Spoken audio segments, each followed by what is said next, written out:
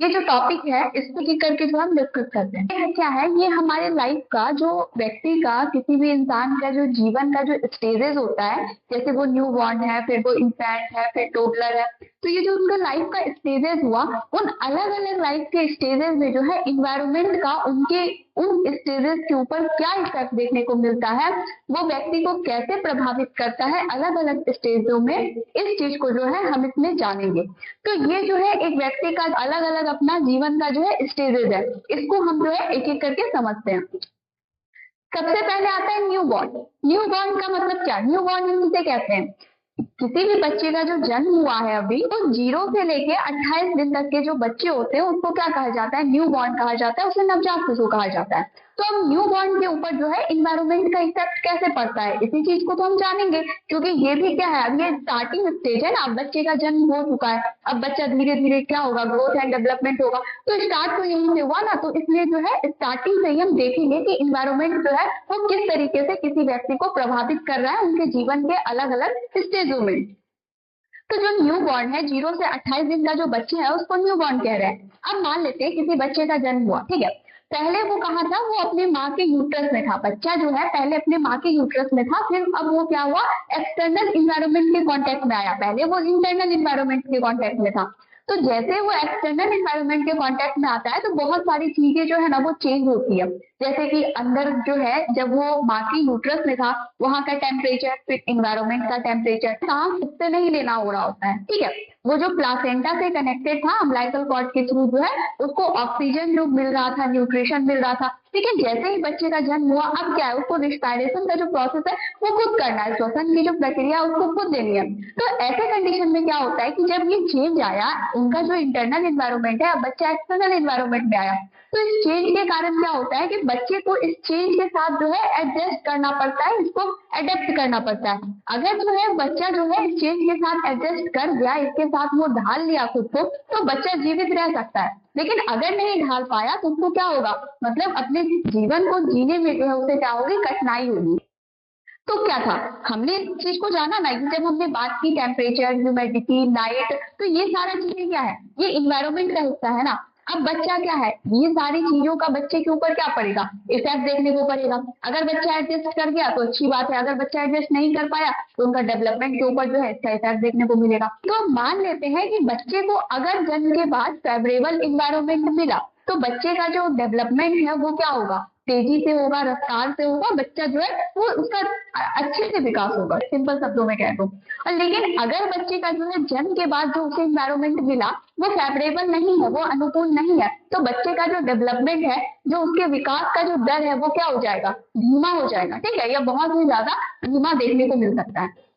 तो हमने इन बातों से क्या जाना, हमने इन बातों से यही समझा कि जो न्यू बॉर्न बच्चा है, अभी जिस बच्चे का जन्म हुआ है, उस समय जो है इन्वायरमेंट की चीजें उसे किस तरीके से ऊपर प्रभाव डाल रही है, उसे किस तरीके से फिट कर रही है, ठीक है। तो ये हमने जान लिया। अब हम नेक्स्ट जाते हैं।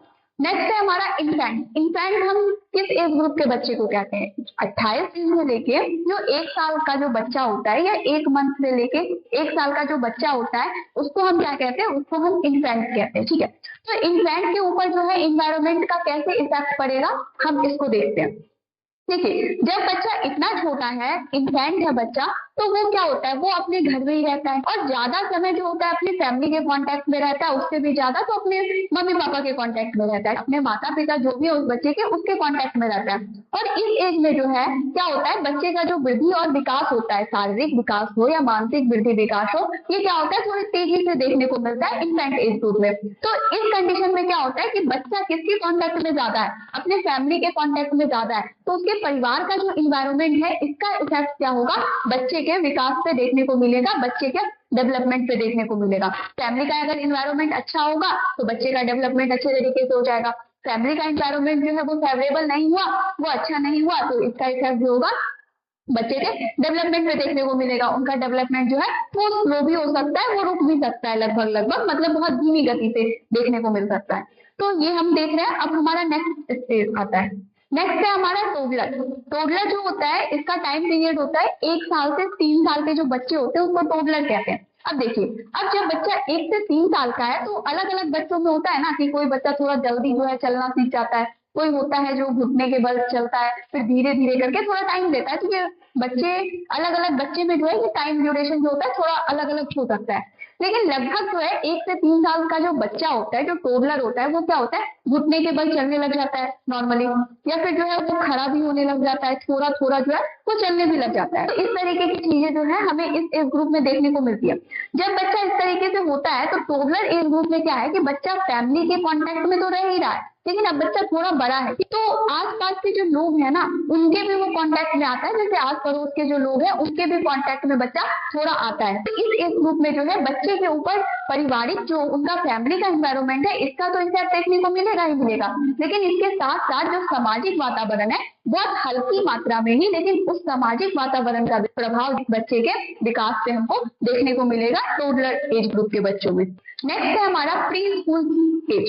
प्री स्कूल एज 1 से 3 साल के बच्चे को टोडलर कह रहे हैं, ठीक है। तो 4 से 5 साल के बच्चे को जो है इस एज ग्रुप में रख सकते हैं कि वो क्या है, प्री स्कूल एज का है। बच्चा जो है अभी स्कूल गया नहीं है, लेकिन अब स्कूल जो है मतलब स्कूल जाने के लायक अब लगभग जो है बच्चा हो गया है। तो इसमें क्या होता है कि जब प्री स्कूल एज की हम बात करते हैं तो अब क्या है, बच्चा टोडलर से तो बड़ा है ना, बच्चा नॉर्मली दौड़ भी रहा है, चल भी रहा है। तो इससे क्या होता है कि वो बच्चा जो है अपने आसपास जो घर में आस पड़ोस के जो लोग हैं वहां पे जो है अपने एज ग्रुप के जो बच्चे होते हैं उनके साथ वो खेलता है, बाहर जाता है। तो इस सिचुएशन में क्या है कि इस एज ग्रुप में या इस डेवलपमेंट के स्टेज में जब बच्चा प्री स्कूल एज का है तो बच्चे के ऊपर जो है फैमिली का जो इन्वायरमेंट है, क्योंकि बच्चा तो घर में ही अभी रह रहा है ना, तो फैमिली के इन्वायरमेंट का इफेक्ट तो पड़ता ही पड़ता है। लेकिन इसके साथ साथ क्योंकि बच्चा थोड़ा बड़ा हो गया और उसमें जो भी बच्चे हैं वो छोटे छोटे बच्चे उनके साथ खेलता है, इधर उधर थोड़ा बहुत जाता है, तो इस कारण से जो है बच्चे के ऊपर सामाजिक वातावरण का भी प्रभाव इस ग्रुप में देखिए। अब बच्चा का थोड़ा ग्रोथ एंड डेवलपमेंट अच्छे से हो रहा है, धीरे धीरे जो है बच्चे का होता जा रहा है, तो इस कंडीशन में जो बच्चे का सामाजिक वातावरण है या घर की जो आर्थिक स्थिति है वो भी है ना, सोशल इन्वायरमेंट का एक हिस्सा था ना इकोनॉमिकल इन्वायरमेंट। तो जो इकोनॉमिकल इन्वायरमेंट है बच्चे का कैसा है इसका भी इफेक्ट बच्चे के ऊपर देखने को मिलेगा, क्योंकि बच्चे का वृद्धि विकास वाला एज चल रहा है।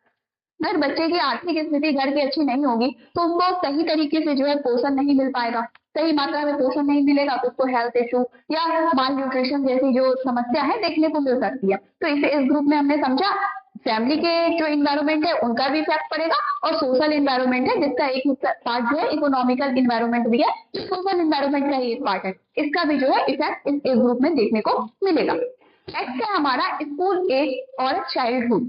ये जो एज ग्रुप होता है 6 से 12 साल के जो लगभग बच्चे होते हैं उनको स्कूल एज या चाइल्डहुड पीरियड इसको कहा जाता है। इस एज ग्रुप के बच्चे क्या होते हैं कि अब ये बच्चा क्या है स्कूल जाता है, वो परिवार से अपना फैमिली से बाहर गया, स्कूल गया, नए एक तो नया जगह है, ऊपर से बहुत सारे नए दोस्तों से मिला, उसके साथ साथ क्या है कि वहाँ पे जो टीचर है उनसे उनका जो है थोड़ा परिचय हुआ। तो इस एज ग्रुप में क्या होता है कि जब बच्चा स्कूल जाता है, नए दोस्तों से मिलता है, नए लोगों से मिलता है, नए टीचरों से मिलता है, तो इस कंडीशन में क्या होता है कि बच्चा जो होता है उसको एक नया एनवायरनमेंट प्राप्त होता है। और ये जो स्कूल है वहाँ जो भी शिक्षक है वो लोग जो है बच्चे को सोशलाइजेशन करने में मदद करते हैं, मतलब बच्चे का समाजीकरण करने में जो है मदद किया जाता है। समाजीकरण करने का मतलब क्या, जो भी हमारे समाज के नियम कानून तौर तरीके उनको सीखना, उनके साथ एडजस्ट करना, उनको अडेप्ट करना, उनको जानना, यही प्रोसेस का कहलाता है, समाजीकरण कहलाता है, इसी को सोशलाइजेशन कहते हैं।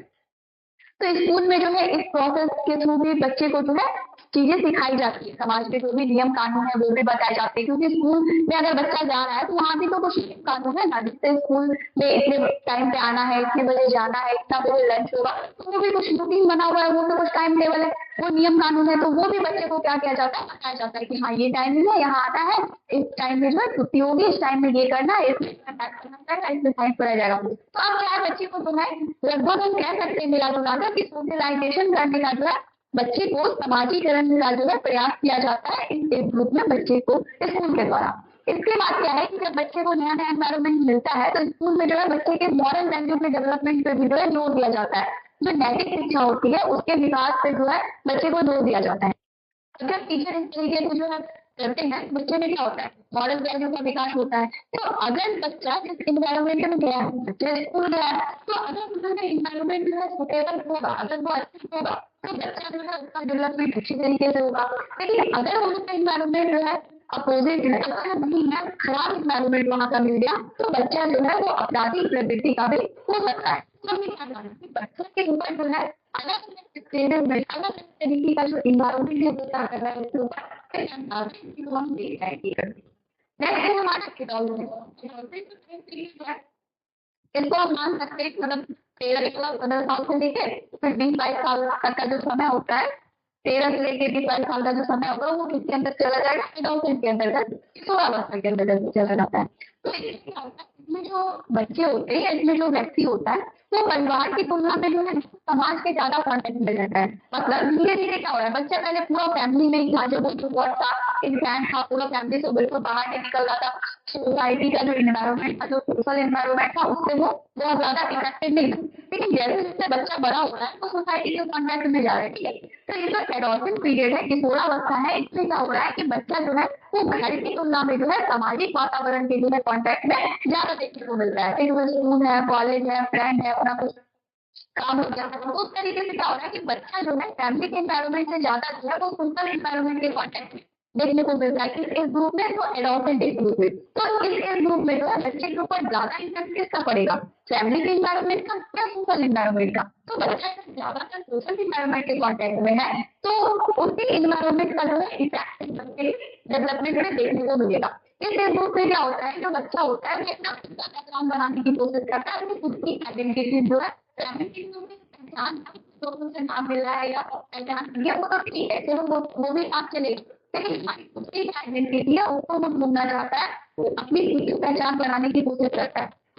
इस ग्रुप में क्या होता है कि जो युवा होते हैं, जो किशोर लोग होते हैं, उन्हें क्या देखने को मिलता है कि वो नियम कानून है ना समाज के या घर के, तो कुछ होते हैं वो थोड़े विद्रोही नेचर के होते हैं, उनको नियम कानून बोलने में बहुत अच्छा लगता है, नियम कानून को लेके जो है वो विरोध करते हैं, जब उनको वो तोड़ने वाला ग्रुप के जो लोग होते हैं। तो इससे क्या है, बच्चे सोसाइटी के ज्यादा कॉन्टेक्ट में, सामाजिक इन्वायरमेंट के ज्यादा कॉन्टेक्ट में है, तो उस वक्त जो है वो इन्वायरमेंट इतना बच्चे के डेवलपमेंट में दिखेगा। अगर वो इन्वायरमेंट उनको अच्छा नहीं मिलेगा तो अच्छा अपना डेवलपमेंट हो सकता है। हो सकता है बच्चे को अपनी लाइफ में बहुत आगे जाए, अपना कुछ अच्छा धंधा काम करे, लाइफ में सक्सेसफुल मिले। दोनों चीजें यहाँ पे डिपेंड करके उसके वो किस तरीके के इन्वायरमेंट के कॉन्टेक्ट में। नेक्स्ट है हमारा एडल्ट। एडल्ट जो है हमको सबसे क्या है कि जो हमारा 22 साल का जो उम्र है, एडल्ट जो टाइम पीरियड है वो खत्म होता है, तो एडल्ट को स्टार्ट होता है। और एडल्ट के जो 35 साल का एज है तब तक के जो व्यक्ति होते हैं उसको हम क्या कहते हैं, एडल्ट बोलते हैं, उसको हम क्या कहते हैं, एडल्ट बोलते हैं। इसमें क्या होता है कि इनसे जो मैक्सिमम लोग होते हैं वो तो शारीरिक, मानसिक या इंटेलेक्चुअल लेवल वाला डेवलपमेंट हम लोगों को कंप्लीट हो चुका होता है, काम को डेवलपमेंट करना होता है, लगभग हो सकता है का पूरा चलता रहे डेवलपमेंट, तो ठीक है, उसको भी जो है यहाँ पे उनको भी जो है नाम देंगे। तो इसमें जो है उनका फिजिकल, मेंटल, इंटेलेक्चुअल जो डेवलपमेंट था ये होता है इस इम्प्रूव करने के लिए, इम्प्रूव करना एडल्ट इम्प्रूव करते हैं। तो इसमें क्या होता है कि लगभग कंप्लीट हो चुका होता है, मैक्सिमम व्यक्ति जो होते हैं वो एजुकेशन लाइफ से जो है वो कैरेक्टर लाइफ में जो है उसको प्रवेश कर जाते हैं, मतलब वो शिक्षा जो है लगभग उनकी पूर्ण हो चुकी होती है और वो सामाजिक जीवन में जो है वो प्रवेश कर जाते हैं। अब जब वो जीवन में प्रवेश करते हैं तो उनके ऊपर जिम्मेदारी भी तो आती है। तो जो जो उनका फिजिकल इन्वायरमेंट है, इकोनॉमिकल है, सोशल है, सारे इन्वायरमेंट कॉन्टेक्ट में व्यक्ति आ जाता है एडल्ट एज ग्रुप के अंदर। तो इसके ग्रुप में जो है फिजिकल इन्वायरमेंट हो गया, इकोनॉमिकल हो गया, सोशल हो गया, तो सभी इन्वायरमेंट का ही ऊपर जो एडल्ट एज को मिलता है। इसके अंदर आधा मनुष्य को उनको काम करना है, जैसे रखना है, अगर उनके पास मतलब इकोनॉमिक्स को होती है, नहीं होती तो परिणाम इकोनॉमिक्स इन्वायरमेंट को मेजर करता है।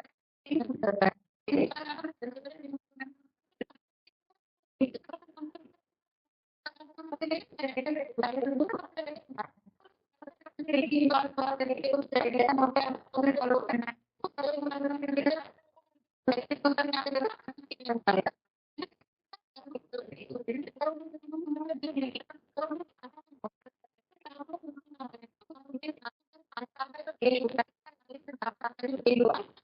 करना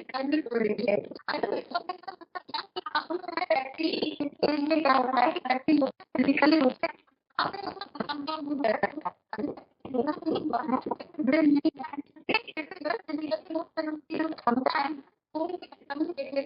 व्यक्ति जो बहुत ज्यादा नहीं कर सकता है, बहुत जल्दी काम करता है, बहुत ज्यादा बहुत बड़ा काम करता है,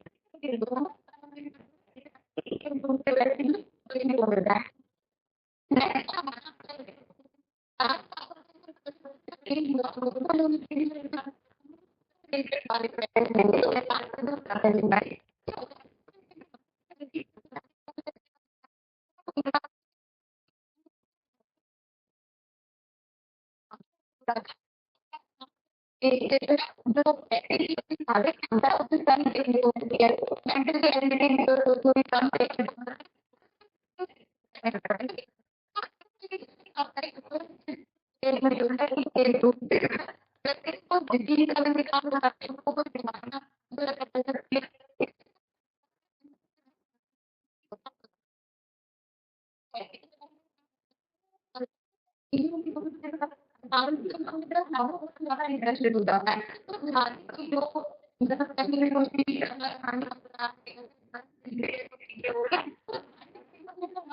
कॉन्ट्रीब्यूशन करने लग जाता है।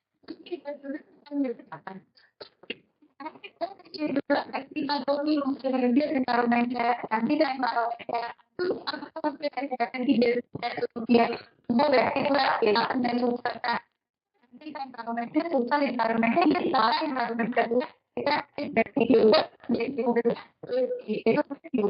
नेक्स्ट पॉइंट है इसी चैप्टर के अंदर, वो है fundamental right and responsibilities of Indian. ठीक है, मौलिक अधिकार के बारे में जानेंगे, और जो इंडियन है उनको फंडामेंटल राइट जो दिए गए हैं, मौलिक अधिकार दिए गए हैं, ये तो ठीक है, फंडामेंटल राइट के बारे में हम जानेंगे, लेकिन हमारी भी कुछ रिस्पॉन्सिबिलिटी बनती है, उसको भी जो है हम जानेंगे कि आखिर ये जो फंडामेंटल राइट हमें दिए गए हैं उसको तो हम ले रहे हैं, उसको तो हम यूज कर रहे हैं, ठीक है, उसका तो हम यूज कर रहे हैं, लेकिन हमारी क्या रिस्पॉन्सिबिलिटी बनती है, क्या हमारी भी कुछ जिम्मेदारी है, तो इसको भी हम जानेंगे कि आखिर हमारी क्या जिम्मेदारी है। तो सबसे पहले हम जानते हैं फंडामेंटल राइट को। स्वतंत्र राज्य या देश होता है, उनके जो नागरिक होते हैं उनको कुछ मौलिक अधिकार प्राप्त होते हैं, उसी को क्या बोलते हैं, फंडामेंटल राइट बोलते हैं। ठीक है, ताकि वो जो व्यक्ति है, वो जो नागरिक है उस देश के, वो अपने जीवन को जो है अपने धार्मिक अपने जीवन को अपने धार्मिक, सामाजिक या आर्थिक तरीके से जी सके, मतलब प्रत्येक नागरिक को जो है समान अधिकार प्राप्त हो। इसीलिए जो है फंडामेंटल राइट दिया जाता है कि जो नागरिक है उस देश के, वो सारे के सारे के पास जो अधिकार होगा वो कैसा होगा, वो समान होगा। भारत देश के भी जो नागरिक हैं उनके पास भी विधान के अनुसार उनको भी कुछ फंडामेंटल राइट, कुछ मौलिक अधिकार दिए गए हैं। इनका जो काम है, इनका जो कारण है देने का, वो यही है कि जो प्रत्येक व्यक्ति है वो स्वतंत्रता, समानता, न्याय, इन सारी चीजों में जो है समानता देखने को मिले, मतलब प्रत्येक व्यक्ति जो है वो स्वतंत्रता से जी सके, उनमें समानता हो, किसी भी लेवल पे भेदभाव नहीं देखने को मिले, उनको न्याय मिले। तो इन सारी चीजों में समानता के कारण जो है वो, इस कारण से जो है व्यक्ति को क्या दिए गया, फंडामेंटल राइट, मौलिक अधिकार दिए गए।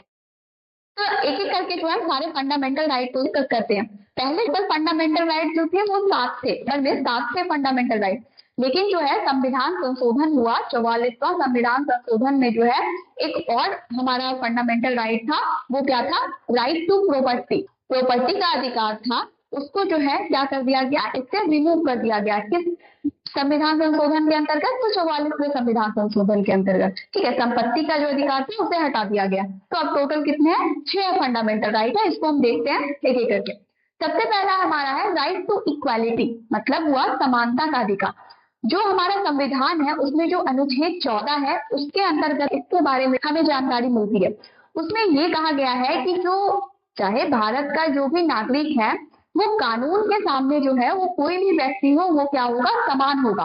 अगर उन्होंने कोई अपराध किया होगा, अगर उसके लिए कोई सजा है, ठीक है, इस क्राइम के लिए मान लेते हैं कोई सजा है कि इस क्राइम करने वाले को ये सजा दी जाएगी, तो अगर आप किया है, ठीक है, या किसी को न्याय की जरूरत है, कोई व्यक्ति न्याय के लिए आया है, तो उनके साथ जो है समानता का व्यवहार किया जाएगा। कानून के समक्ष जो है कोई भी व्यक्ति हो वो क्या है, समान है। देश का कोई भी नागरिक जो है कानून के सामने क्या है, वो समान है। ये क्या है, हमारा राइट टू इक्वालिटी है। इसके तहत यही कहा गया है कि कानून के सामने चाहे कोई भी व्यक्ति हो वो क्या कहलाएगा, वो समान कहलाएगा। कानून जो है वो किसी भी तरीके से, किसी भी लेवल पे, किसी भी व्यक्ति या धर्म जाति विशेष के आधार पर किसी भी तरीके का भेदभाव जो है वो नहीं करेगा, ठीक है। वो कानून की नजर में कोई भी व्यक्ति जो है वो समान है।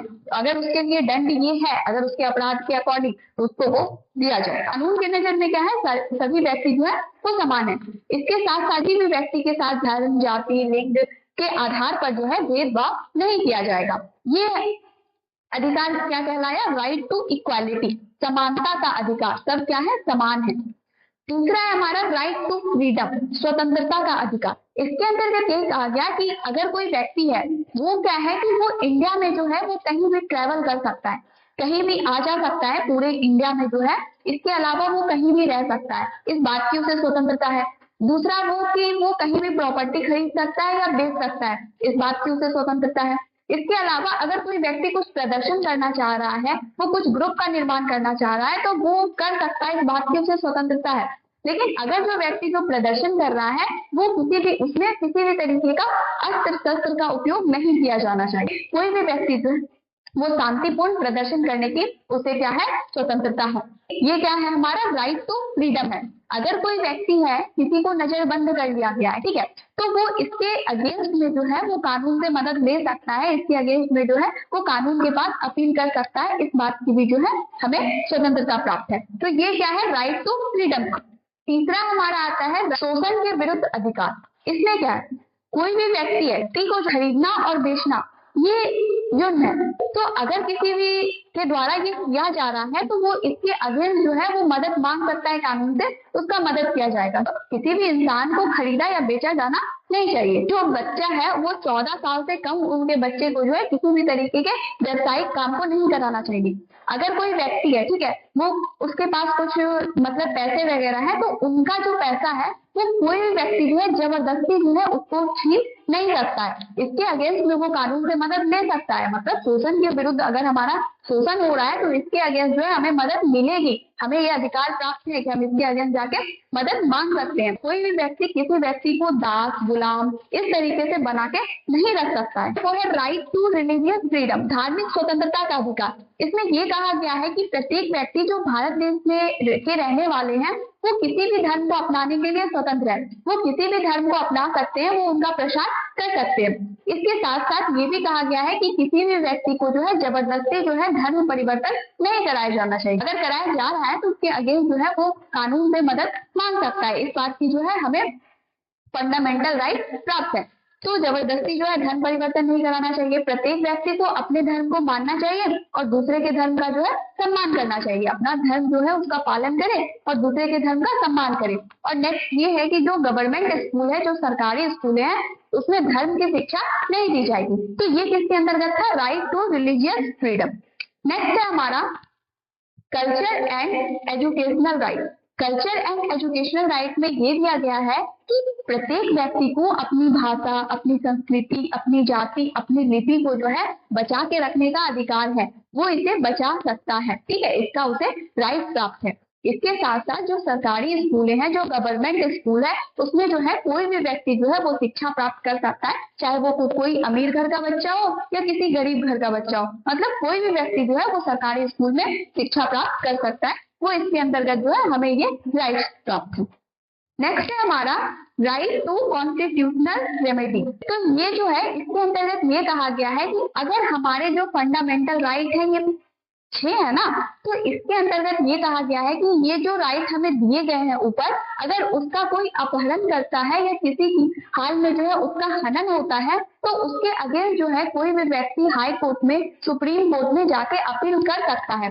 और वहाँ जो लोग हैं उनकी ये रिस्पॉन्सिबिलिटी है कि वो इस व्यक्ति का जो फंडामेंटल राइट है उसका जो हनन किया जा रहा है इससे उसे क्या करे, बचाव करे, इससे उन्हें सुरक्षा प्रदान करे। ये जो है हमारा छठा राइट टू कॉन्स्टिट्यूशनल रेमेडी, इसे जो है संविधान आत्मा कहा जाता है, इसे जो है क्या कहा जाता है, संविधान का हृदय भी कहा जाता है। इसे क्या कहा जा रहा था, संविधान की आत्मा या संविधान का हृदय भी कहा जाता है। इसमें यही है कि इनमें से किसी का भी हनन हो रहा है तो उस कंडीशन में जो है कोई भी व्यक्ति कानून की मदद ले सकता है, कानून उनकी सुनेगा, ठीक है, और उनको जो भी मदद दी जा सकती है वो उनको दी जाएगी। तो ये फंडामेंटल राइट समझ में आ गया, ठीक है। अब फंडामेंटल राइट तो हमने जान लिया कि चलिए हमारे पास इतने सारे फंडामेंटल राइट है और इसमें इसके अंतर्गत जो है ये चीजें हैं, मतलब इतनी चीजों का जो है हमें अधिकार प्राप्त है।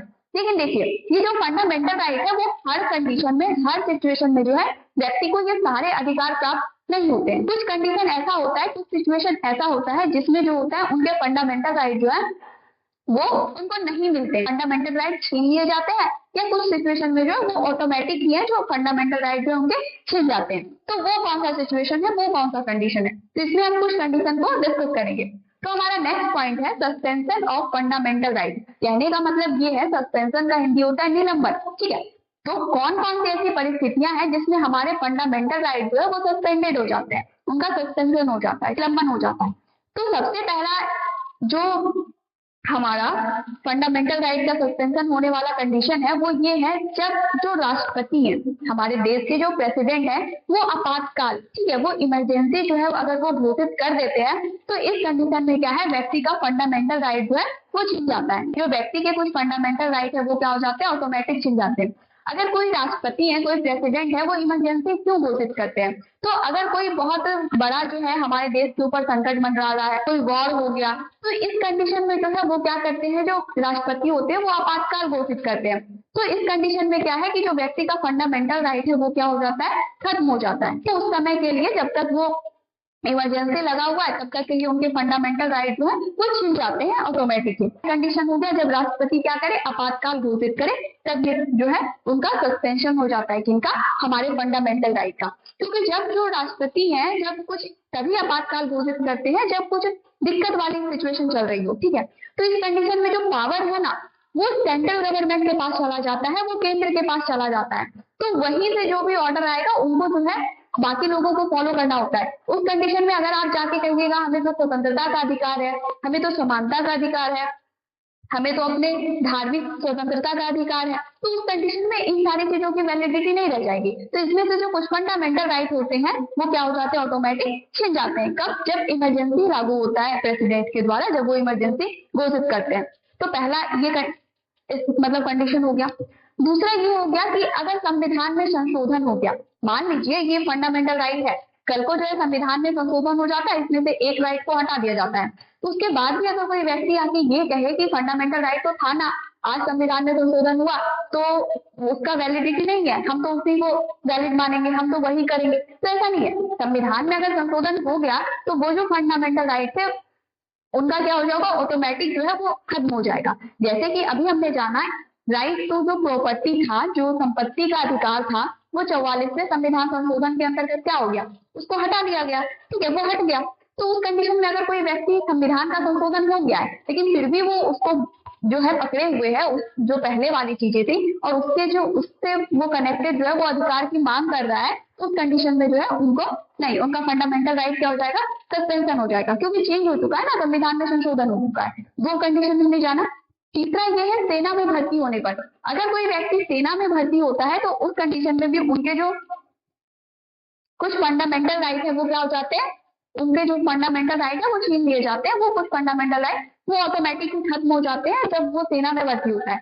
जैसे मान लीजिए कोई नॉर्मल पर्सन है, ठीक है, अगर उसे मीडिया के सामने कुछ बोलना है तो वो इजिली बोल सकता है, ये उसे स्वतंत्रता है ना, ये क्या है, हमारा राइट टू फ्रीडम है, तो इस कंडीशन में वो बोल सकता है। लेकिन अगर कोई व्यक्ति सेना में भर्ती हो गया तो वो डायरेक्टली जो है बिना परमिशन का जो है वो अपनी मर्जी से कुछ भी जाके मीडिया के सामने नहीं बोल सकता। तो कुछ हमारे फंडामेंटल राइट होते हैं इस तरीके से जो सेना में भर्ती होने के बाद क्या हो जाते हैं, ऑटोमेटिक खत्म हो जाते हैं। और नेक्स्ट क्या कंडीशन हो सकता है, और अगर कोई व्यक्ति जो है वो न्यायालय, मतलब अगर मान लीजिए कोई व्यक्ति है, ठीक है, वो सस्पेक्टेड है कि वो क्रिमिनल है या उसने क्राइम किया है, या सस्पेक्टेड है या कंफर्म है, तो उस कंडीशन में क्या होता है, उस व्यक्ति का जो फंडामेंटल राइट होता है वो खत्म हो जाता है। अब वो व्यक्ति जो है अपने फंडामेंटल राइट को लेके ये नहीं कह सकता मेरे पास तो राइट टू फ्रीडम है, हम तो स्वतंत्र है, हमें स्वतंत्रता का अधिकार है, इस कंडीशन में जो है उनका फंडामेंटल राइट क्या हो जाता है, ऑटोमेटिकली खत्म हो जाता है। ठीक है, या तो सस्पेक्टेड है तो भी उसके कुछ फंडामेंटल राइट जो है वो छिन जाते हैं, या तो जो व्यक्ति है वो क्रिमिनल साबित हो चुका है, तो इस कंडीशन में उनके फंडामेंटल राइट जो होंगे लगभग वो ऑटोमेटिक जो है वो खत्म हो जाते हैं। तो फंडामेंटल राइट तो है, लेकिन कुछ ऐसी कंडीशन है जिसमें उनका क्या हो जाता है, सस्पेंशन हो जाता है, उनका क्या हो जाता है, निलंबन हो जाता है। ठीक है, उन कंडीशन को हम लोगों ने डिस्कस कर लिया, तो ये समझ में आ गया। पॉइंट है क्या, अदर राइट, मतलब फंडामेंटल राइट के अलावा भी जो है हमें कुछ राइट प्राप्त है, हमें कुछ अधिकार प्राप्त है, वो कौन कौन से हैं। प्रत्येक व्यक्ति जो है उनकी एबिलिटी के अकॉर्डिंग, जो भी योग्यता है उसके अनुसार जो है वो सेना में भर्ती हो सकता है। मतलब सेना में भर्ती होने के लिए जो योग्यता है अगर वो किसी भी व्यक्ति में प्रेजेंट है तो वो व्यक्ति जो है इजीली जो है वो सेना में भर्ती हो सकता है, इस बात का हमें अधिकार प्राप्त है। कोई भी व्यक्ति जो है वो किसी भी सरकारी दफ्तर या ऑफिस से जो है किसी भी प्रकार की सूचना प्राप्त कर सकता है, इसका अधिकार है। प्रत्येक व्यक्ति को अपने फील्ड में जो है बेहतर से बेहतर परफॉर्मेंस करने का अधिकार प्राप्त है। इसके अलावा 25 साल की उम्र के बाद जो है कोई व्यक्ति इलेक्शन में खड़ा हो सकता है, चुनाव में खड़ा हो सकता है, इस बात का अधिकार प्राप्त है। 18 वर्ष से जो है हमें मतदान देने का अधिकार प्राप्त है। तो ये क्या था, हमारा कुछ अदर राइट था। मतलब फंडामेंटल राइट तो 6 है, वो तो हमें मिला ही है, लेकिन इसके अलावा भी जो है कुछ राइट हमें मिला है, कुछ चीजों का हमें और भी ज्यादा जो है अधिकार प्राप्त है। ठीक है, तो उनको हम लोगों ने देख लिया और कौन कौन से हमारे अदर राइट है। अब हमारे नेक्स्ट पॉइंट आता है फंडामेंटल ड्यूटीज ऑफ सिटीजन। देखिए हमें जो है फंडामेंटल राइट्स मिले हैं, ठीक है, हमारे पास जो है कुछ मौलिक अधिकार हमें प्राप्त है, उन 6 के अलावा हमें अदर भी राइट मिले हुए। लेकिन अब जो सिटीजन है, जो नागरिक है देश के, अब इनको इतना सारा राइट मिला हुआ है, इनके बाद जो है इनकी भी तो कुछ ड्यूटी बनती है ना अपने देश को लेके। ठीक है, तो उनके प्रति जो है इनकी भी कुछ ड्यूटी बनती है। तो हमारा अब क्या कर्तव्य है, हमारा क्या ड्यूटी है, तो इसी को हम जानेंगे, फंडामेंटल ड्यूटीज ऑफ सिटीजन। जो नागरिक है उनकी क्या ड्यूटी है, इसको हम जानते हैं। तो देखिए हमें जो है हमारा जो देश भारत है, अगर मान लीजिए हम उनकी बात करते हैं, तो वहां के जो नागरिक है उनकी ड्यूटी ये बनती है कि वो भारत की एकता अखंडता को बनाए रखे। राष्ट्र ध्वज है, राष्ट्रीय गान है, इसका क्या करें, वो सम्मान करें। सिटीजन की क्या है, ड्यूटी है, फंडामेंटल ड्यूटी है। इसके अलावा जो भी नेचुरल चीजें हैं जैसे कि नदी तालाब पेड़ पौधे वन, ये सारी चीजें जो है, कुछ पशु पक्षी, ये सब क्या है, प्राकृतिक चीजें हैं, और इनका क्या करना चाहिए, व्यक्ति को संरक्षण करना चाहिए, हिंसा से दूर रहना चाहिए, हिंसा से दूर रहे। ये क्या है, ये सारा जो है फंडामेंटल ड्यूटी एक सिटीजन का, नागरिक का क्या है, उसको हम डिस्कस कर रहे हैं। हिंसा से दूर रखे। कोई भी पेरेंट्स है उन्हें अपने बच्चे को जो है कम से कम 14 साल तक जो है वो एजुकेशन प्रोवाइड करना चाहिए। उसके बाद जो है वो काम करे, चलिए ठीक है, लेकिन 14 साल से जो है कम उम्र के बच्चे को जो है वो काम नहीं कराना चाहिए। और कोई भी जो है सार्वजनिक जगह है, मान लेते हैं कोई जैसे सार्वजनिक जगह है, सारे लोग आ सकते हैं, कोई पब्लिक प्लेस है, तो उनको जो है गंदा होने से बचाना है, उनकी जो है रक्षा करना है, उनको साफ सुथरा रखने की भी जो जिम्मेदारी है वो वहाँ के क्या है, नागरिकों की ड्यूटी है। पब्लिक प्लेस को जो है सही तरीके से रखने का, उनको साफ सुथरा रखने का, ना कि उसको गंदा करने का। इसके अलावा अगर हमारे देश में जो है कभी ऐसा जरूरत होता है कि मतलब कभी मान लीजिए वॉर हो गया, ठीक है, और कभी जरूरत हो रही है युद्ध में कि जो मतलब सेना की जरूरत है, कमी है, तो प्रत्येक व्यक्ति का, जो देश के नागरिक हैं, उनकी ये भी ड्यूटी है सिटीजन का कि वो जो है सेना में हो सकते हैं। अगर उन्हें बुलाया जाए, उन्हें मदद के लिए आवाज दी जाए, तो ये भी ड्यूटी बनती है सिटीजन की कि वो क्या हो, वो सेना में भर्ती हो और देश की क्या करे, रक्षा करे। उनको जब बुलाया जा रहा है तो वो मदद के लिए क्या हो, हाजिर हो जाए। ये भी क्या है, फंडामेंटल ड्यूटी है किसकी, तो यहाँ के सिटीजन की। ठीक है, नेक्स्ट पॉइंट हमारा क्या है, फंडामेंटल रिस्पॉन्सिबिलिटी ऑफ सिटीजन। अब हमारी कुछ रिस्पॉन्सिबिलिटी भी है, हमारी ड्यूटी क्या है हमने इसको जान लिया, हमारे राइट क्या है हमने इसको जान लिया। अब हमारा जिम्मेदारी क्या है, हमारी जिम्मेदारी को जो है हम जानते हैं। सबसे पहली बात ये है कि जो भी फंडामेंटल राइट हमें मिले हैं उनका हमें विवेकपूर्ण तरीके से उपयोग करना चाहिए। ठीक है, ऐसा नहीं कि उसका यूज बस हम करे जा रहे हैं, तो मेरा फंडामेंटल राइट है, हम तो इसका यूज करेंगे और इस कारण से जो है किसी भी जाति या संप्रदाय के लोगों को या उनकी भावनाओं को ठेस पहुंचा रहे हैं। ऐसा नहीं होना चाहिए। जो भी फंडामेंटल राइट दिए हैं हमारी रिस्पॉन्सिबिलिटी ये है कि उन फंडामेंटल राइट का जो है विवेकपूर्ण तरीके से यूज करें, ताकि जो भी अन्य जाति संप्रदाय के लोग हैं उनकी भावनाओं को ठेस नहीं पहुंचे। इसके बाद क्या है कि हमें मतदान देने का अधिकार, तो इस अधिकार का जो है उपयोग प्रत्येक व्यक्ति को करना चाहिए, ये उसकी रिस्पॉन्सिबिलिटी है। इसके अलावा जो व्यक्ति इंडिया से बाहर रह रहे हैं, वो अदर कंट्री में रह रहे हैं, तो वहां जो है वो अच्छा परफॉर्मेंस करके अपने देश के मान को बढ़ाना भी ये क्या है, एक फंडामेंटल रिस्पॉन्सिबिलिटी है जो हमारे देश के जो अन्य लोग हैं जिन्हें मदद की जरूरत है, तो लोगों की ये भी रिस्पॉन्सिबिलिटी है कि उनकी वो क्या करें, मदद करें। इसके अलावा अगर किसी व्यक्ति को इस बारे में जानकारी मिलती है, किसी अपराध के बारे में जानकारी मिलती है या कोई आपराधिक घटना घटित होने वाली है, इस इवेंट के बारे में जानकारी होती है, तो ये भी हमारी रिस्पॉन्सिबिलिटी है कि उसकी सूचना जो है हम पुलिस या कानून को जो है उसकी सूचना हम दें। तो हम लोगों ने अपने राइट्स को जाने, हमारी ड्यूटी क्या है एक सिटीजन की, नागरिक की, इसके अलावा क्या है कि हमारी रिस्पॉन्सिबिलिटी क्या है, इन सारे चीजों को जो है हमने कवर कर लिया। तो जो सोशियोलॉजी का हमारा चैप्टर 2 था द इंडिविजुअल, वो जो है यहाँ पे खत्म होता है। आई होप कि आपको ये जो चैप्टर था द इंडिविजुअल वो समझ में आ गया होगा। ठीक है, थैंक यू।